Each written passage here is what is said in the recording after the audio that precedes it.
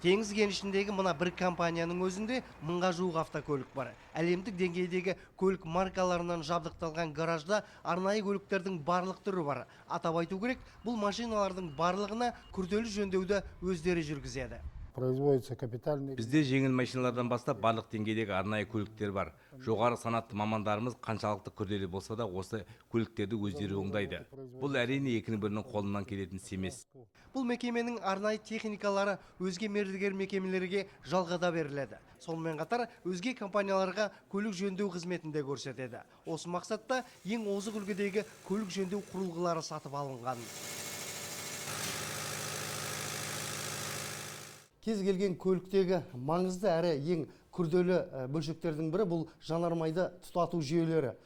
Бұл сала қазіргі заманғы техникалардың барлығында толықтай электрлендірілген. Сондықтан 4-5 жыл бұрын осы бөлшектерді жөндеу тек шетелдік мамандардың ғана қолынан келетін. Ал қазіргі таңда өзіміздің механиктер де бұл бөлшектерді жөндеу ісін жетік меңгерді.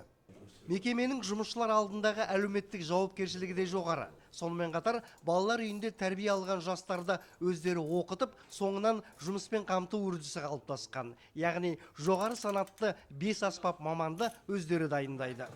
Работа нравится, опыта набираю. Жалақымыз жақсы, үлкен тәжірибе жинақтап жатырмыз. 3 уақыт ыстық тамағымыз да тегін. Бастысы кәсіби өсуге мүмкіндік бар. Болашақта кран жүргізушісі болғым келеді.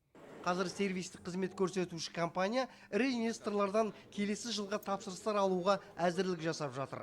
Бұл тұста әрине биылғы атқарған жұмыстардың сапасына мән берілері анық. Ал отандық компания өкілдері өзі көрсеткен қызметтердің сапасына толық кепілдік береді. Демек болашақта қосымша жұмыс орындары ашылып, қазақстандық үлесте жыл санап еселене түсетіндігі айқын.